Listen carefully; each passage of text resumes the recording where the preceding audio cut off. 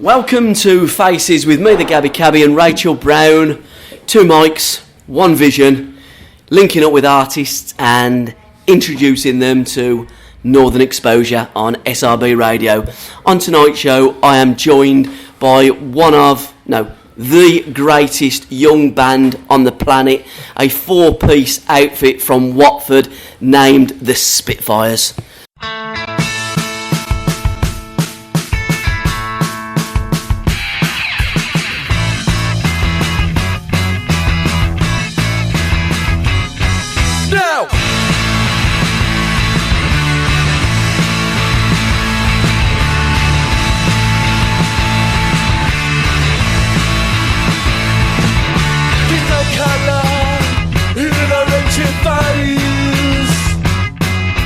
Identity is what she craves.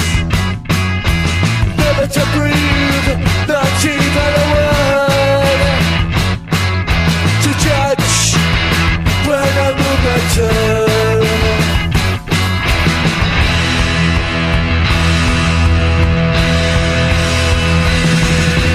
Tell me you don't want it. Tell me you can't live without it. Tell me you stay away from you. Tell me you're going in solo. Tell me it's coming to take some. Tell me you don't wait for a no cry. Go!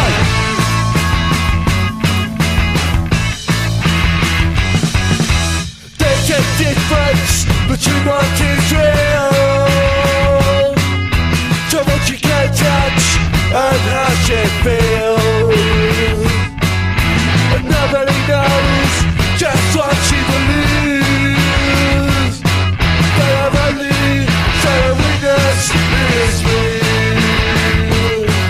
Go!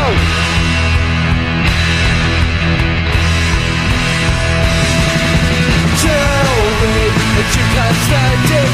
Tell me I can't think about it. Tell me stay away from you. Tell me I don't understand you. Tell me I tried to use you. Tell me I don't wait for a no crowd. No!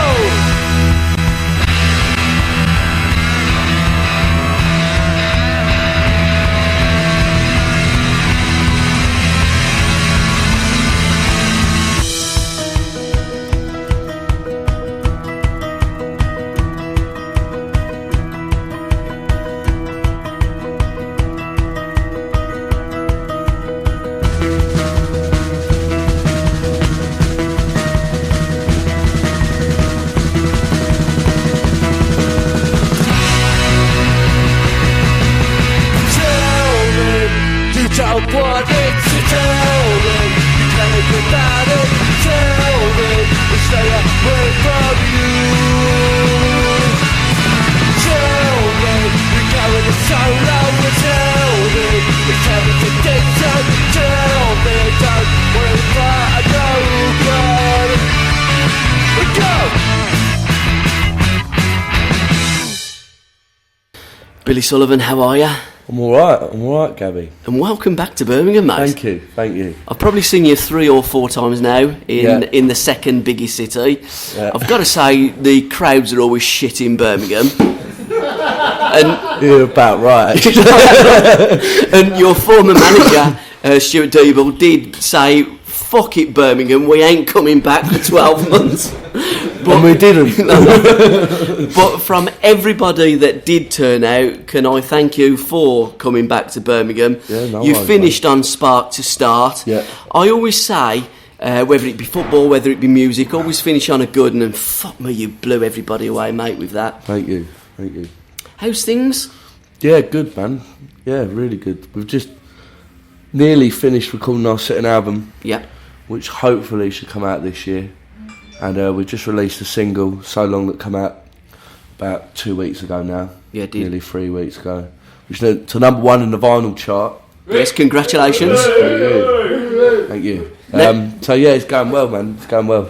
It's the first night of the tour tonight, so Now, for a band that doesn't get much airplay, No airplay. that is a major achievement, Billy. Yeah, it is. It just shows really because we don't really get. We're not seen as the same light as some other bands, and we don't get airplay and we don't get much press at all. But yeah, we still manage to sell records. So it just shows if we did have a little bit of airplay, if we did have a little bit of press, who knows what could happen? You know what I mean? My honest opinion of it is that the industry is bent. That's my opinion. You can't say that because you still need them because you might get airplay one of these days. But I can say that. I think it's who you know, not what you know.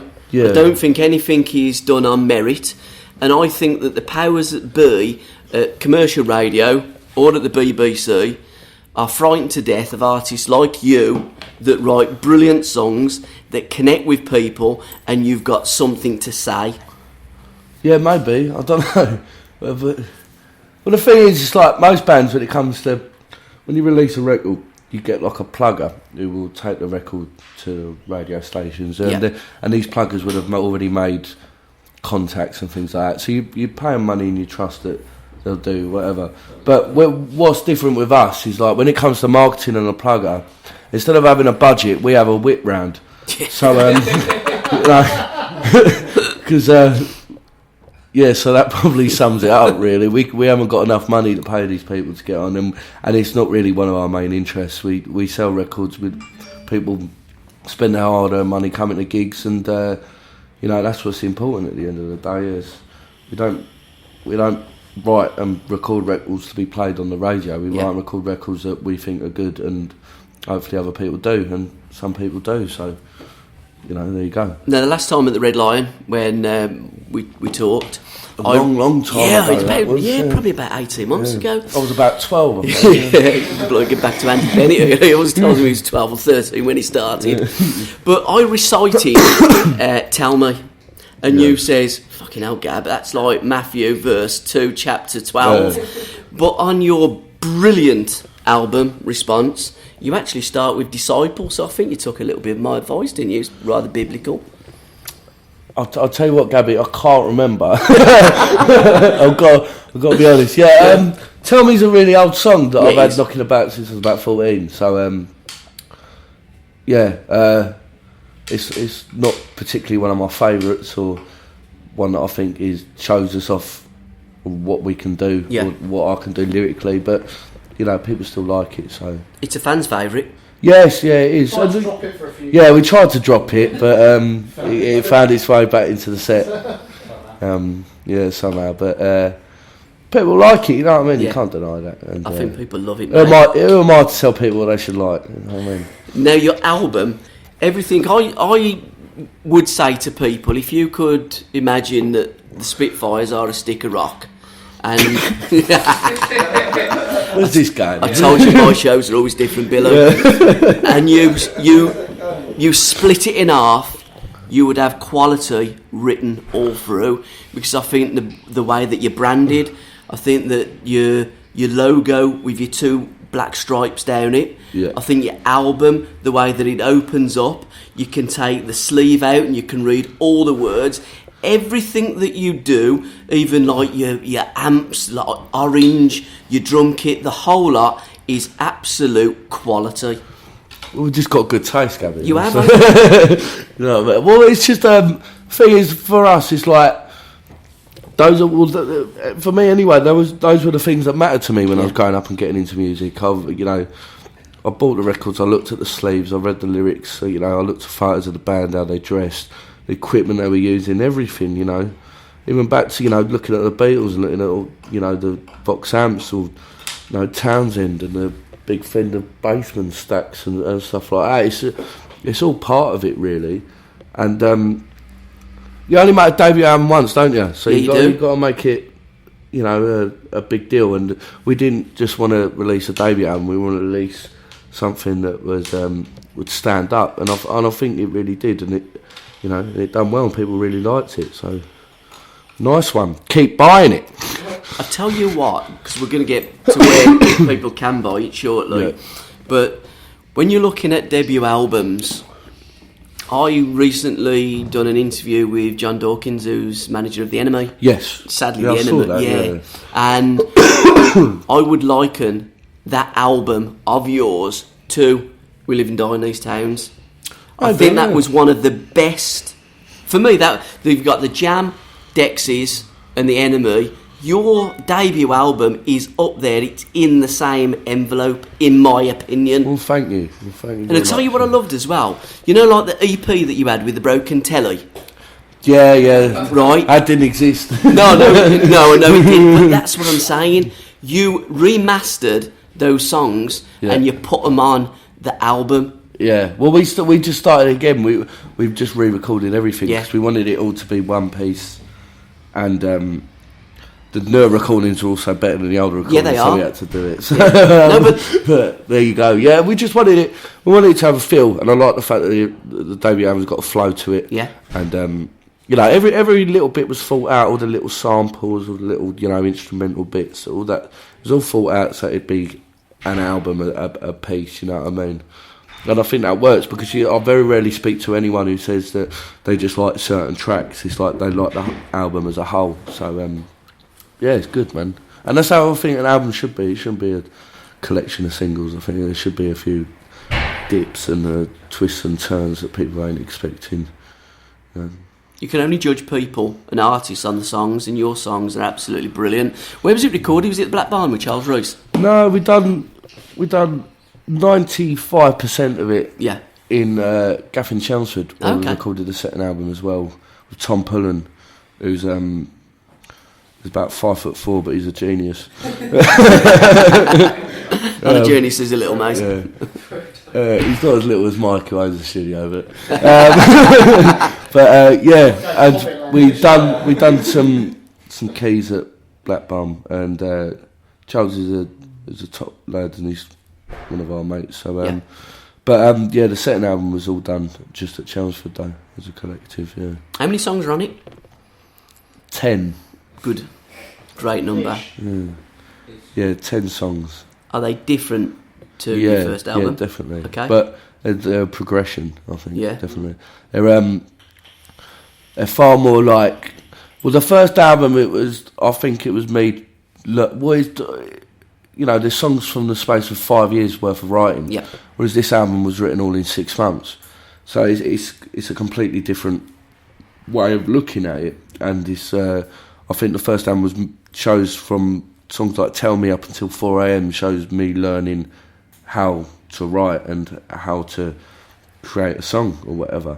And this album is evidence of that, where it's a little bit more maybe stripped back, a little bit more melodic, and they're just good. They're good pop tunes, really, in the traditional sense of the word.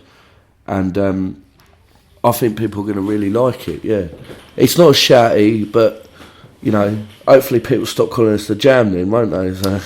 I mean, I have got absolutely everything that Paul Weller released from the Jam. Weller, to me, is God. I think the Jam are the greatest band ever. I wouldn't liken you to the Jam because I wouldn't put you. Thank you. I wouldn't, Billy, put you with anybody. I wouldn't compare you with anybody. You're your own person. And I tell you what, you must be knackered by the time you finish the set, because you don't have to use that stage, don't you? And that guitar, you almost rip it up. You almost demolish it, don't you? Yeah, well, I can't because Chris actually owns it, so I'm not allowed to do too much. But I don't know. I don't think about it too much. You know what I mean? There's no stage act or any of that bollocks. You know what I mean? Yeah. It's just how we do it. You know what I mean? It's don't think about it really. But that's what I love about you guys. You're natural. You're organic. Tell me about when you supported Paul Weller. You supported Paul at the Watford Coliseum and at the Warwick Arts Centre as well. Yes, we did. Yeah, that was good, man. Yeah, it was. They were well around his band, and all the crew and that were really nice to us, and it was good for us because it was the first experience of playing venues of that size. And it was just a great experience for us. I think we learned a lot from it, and I think it really helped us. Social media, it's obviously important. You've got a lot of stuff out there on YouTube as well. Yeah, I know. It's a little bit like it is a little bit like the devil, isn't it? Really, but it's also very useful if you use it correctly. Yeah. Well, you can't be in a band and not use it.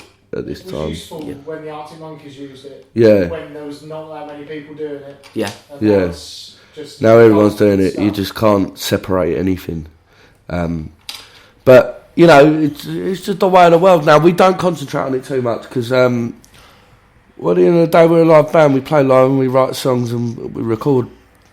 You know, we record records, and that's it. We don't like, you know, we're not going to post photos of what we have for dinner when we're on tour and stuff like that. It's just, it don't really bother us, all that sort of stuff. And you get people on Twitter updating people constantly on what they do.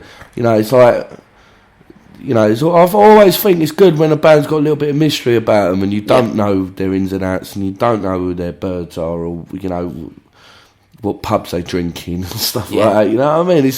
It's nice to have that little bit of mystery. Not saying complete separation, but I think everyone's too open on a general basis anyway. Not just bands, everyone spills. Yeah, everyone knows to do down the dome. But your social media accounts are at the Spitfires UK and the Spitfires, and you're also on SoundCloud as well. Your website is thespitfires.org.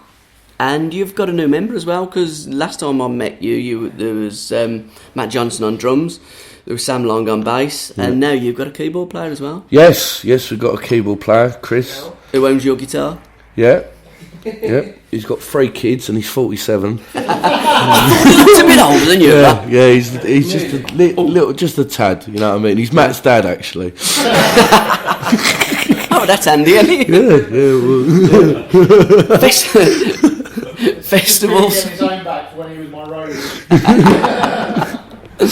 Festivals, what you got coming up, mate? We got quite a few actually, and quite a few big ones. But I don't think I'm allowed to say anything yet. So, okay. No, we're looking really forward to festival season for once. So yeah. Any smaller festivals that you can give a name check to? No, we picked and choose this year because of the second album and that. We you know, we're not gigging very much through the summer. But the gigs we are doing are really good and we're really happy about it. So, well, this was the first night in Birmingham. Where else are you off to on your tour? And will you be going back to Germany and Holland and Spain? And are you touring Europe as well? Well, basically we've got Leeds, Manchester and Nottingham over the next 3 nights. Then we've got Bristol and London. And then we've got Oxford and Liverpool. Yeah. Burton upon Trent. Nice. And Glasgow. And I think that's pretty much it for this tour. Yeah. Because this tour is basically to coincide with the new single. And which is number 1? Which, not anymore, unfortunately. Okay, bastard, isn't it? Yeah. What can you do? We had a marketing scheme of 20 quid, you know what I mean? Yeah, and it was Record Store Day last week, and we only pressed God knows how many, so we can only afford 10. So, so when will the new album be out, Billy? Have we got a date yet? Not sure yet. No, it should be the end of the year, hopefully. Okay. Yeah. Depends if I think it's good enough or not. I'm sure it could scrap it all off, and we need to write a double concept album or something. Yeah. I'll change the name of the band. I'm going to do a Kevin Rowland, sack the lot of you, and I'm going to start wearing dungarees and that. Dear.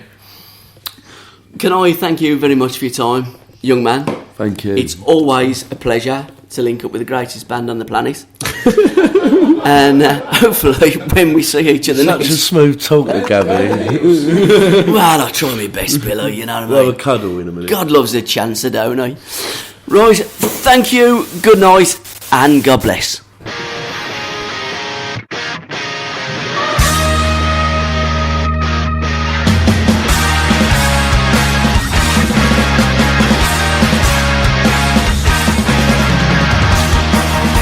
I've left behind all I know. They said it's time to let go.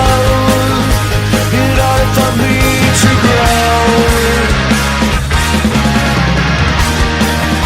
while memories drift to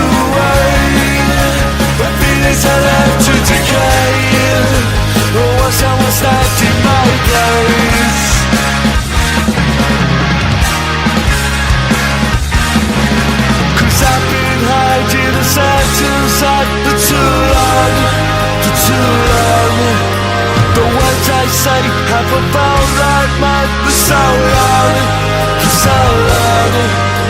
I'm gearing up for a brand new start, 'cause I never wanted to fall apart. The things I once held near to me are all gone, are all gone, are all gone.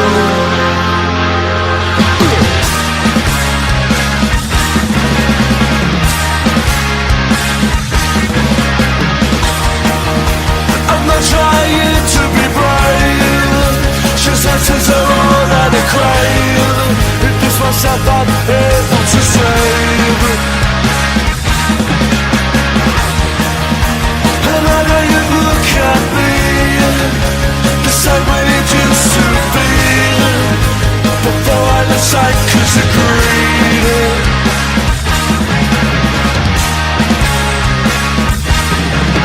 'Cause I've been hiding side to side for too long, for too long. The words I say haven't felt like mine for so long, for so long.